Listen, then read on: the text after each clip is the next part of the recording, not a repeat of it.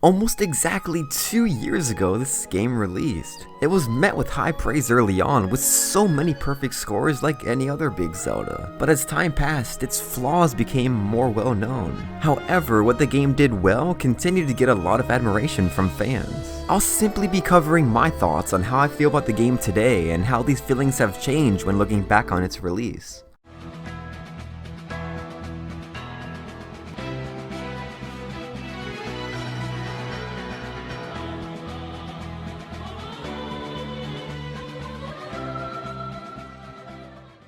What's up my homies, it's Edible Incredible. Way back in E3 2014, Zelda Wii U was first revealed. Aonuma compared this new world to Wind Waker's Great Sea, but completely stripping away any boundaries. Speculation about the Guardian, Link's new clothes, and even if Link's a boy began spreading across the internet. Then 2 whole E3s later, the game was finally shown off in 2016, followed by that epic story trailer in January of 2017. I was the most excited I've ever been for a video game. Just the thought of my favorite game franchise in my favorite game genre intrigued the hell out of me. I remember counting down the days to this moment.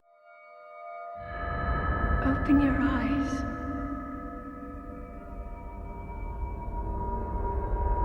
Open your eyes.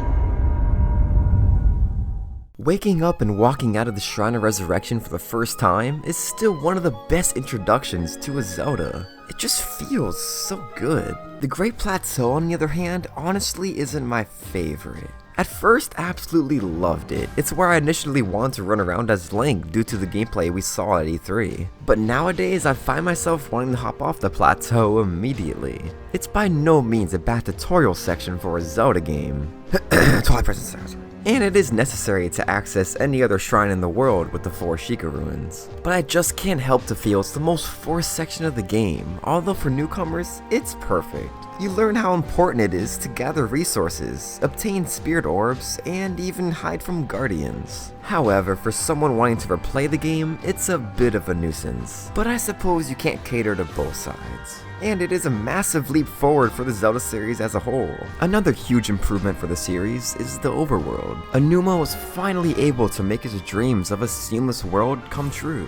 This is by far the reason to play Breath of the Wild. Just aimlessly running around with no goal in mind is still so damn satisfying. Just don't try to climb in the rain. Like, come on Nintendo, why doesn't the climbing gear prevent this? Well, next let's touch on the gameplay. First and foremost, the bow mechanics in this game are my absolute favorite. I don't think the arrow time will ever get old, and sniping enemies from a distance with the ancient bow is the shit. Now I'm someone who's always thought the weapon system was well done. Sure, sometimes weapons do break a little quicker than they should, but the constant cycle of forcing the player to switch weapons on the fly was refreshing. Usually once you get a game's strongest weapon, the progression of the character's strength suddenly halts. In Breath of the Wild, even when you get the Master Sword, you're still on the lookout for the next sweet weapon. A supporter on my Discord named Muspoofs had a really cool idea on how to tweak the weapon system. His idea went much more in depth, but one thing I loved was that weapons wouldn't always take damage. Striking an enemy wouldn't count as decreasing your weapon's durability, but hitting anything else would, including if an enemy blocked your attack.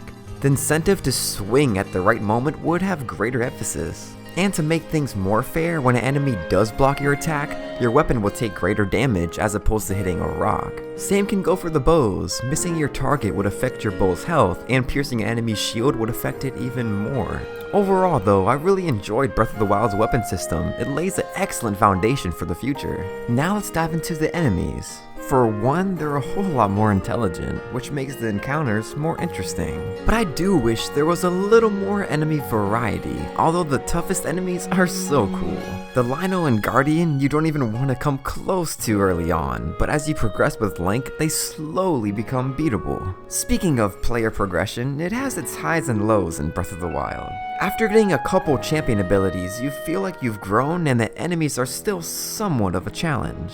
But once you acquire all 4 abilities, Link becomes a little too OP. You can even get to a point to where nothing stands a chance against you anymore. However, I guess that's inevitable and makes sense cause you are the hero, but it just takes the fun away. Now onto the heavily debated story. I enjoyed it. It was a clever way to storytell. Figuring out where the memories were located based off of the landmarks you see in the pictures was awesome. My only gripe is that there were not enough memories to fully flesh out these tight characters. The DLC memories did help a little, but still not enough. The only character that I felt was well developed was Zelda. Her entire story was incredible. From losing her mom as a child, to overcoming her struggle of breaking through to the sealing power, to holding back Ganon for 100 years, the story is centered around her, and in that aspect, it's very well done. Let's now touch on towns. The majority I really like, they're very atmospheric. But once again, I wish there were more settlements in general. I understand the vibe they went for in this post-apocalyptic world, but it'll only fill out the world that much more. And for side quests, overall, they feel underwhelming. With a few exceptions like the cast quest, Terrytown, and if you consider Eventide Island to be a side quest. One of Breath of the Wild's biggest incentives were to collect spirit orbs for more heart containers or stamina vessels. In order to do so, you had to complete shrines. Shrines are the backbone of the game's puzzle solving. These puzzles were unique to the series because there are multiple ways to solve a lot of them, and I loved that. The main dissatisfaction that I get from these is their aesthetic. They're all exactly the same visually. If their theme was at least based off each of the game's regions, it would feel a little more varied.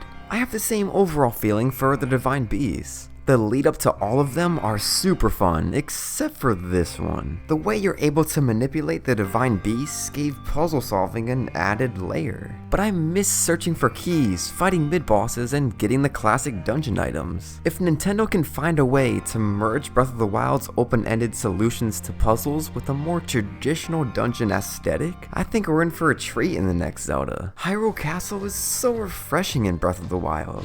Well, not for the people of Castletown. But for the player, it opens doors to a boundless final dungeon in a sense. I'd love to see more of this in the future, but with life. The game's finale doesn't compare to past Zelda endings, but it's pretty epic in its own right. Especially the first phase, falling down with the calamity still sends me chills. It's unfortunate how lackluster Dark Beast Ganon is. The atmosphere and music is top notch, but as we all know, the battle is booty. Last but not least, let's finish with discussing both DLCs. Pack 1 was all about the Trial of the Sword. Even though it's a pain in Master Mode, it's a fun challenge. Love how they strip Link of everything, forcing the player to figure out a strategy, similar to Eventide.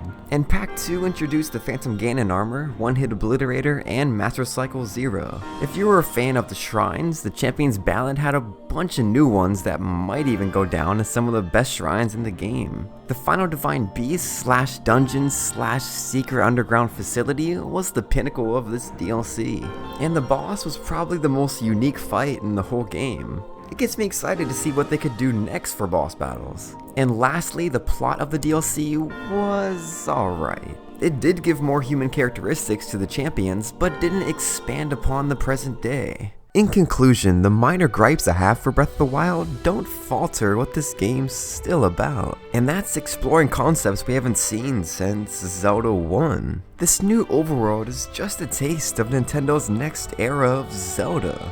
I'm so curious to see where this will go, what will become the staple of the new Zelda formula. Each 3D Zelda is so unique to one another. Even if Breath of the Wild's sequel takes place in the same Hyrule and utilizes the same physics engine, I'm certain it'll have its own twist like all the others. Now that Breath of the Wild has cemented its place, what will Nintendo decide the game lacked to drive production for the next? Skyward Sword was too linear in a lot of people's minds, which resulted in Breath of the Wild's direction. Will they make the next installment more story-driven, or bring back some of the old Zelda traditions like the items and themed dungeons? Only time will tell, but for now, we still have this gorgeous game to play. Feel free to let me know how you feel about this game now that it's settled in our minds for 2 years. And as always, I hope you all stay hyped. Peace. Peace. Peace.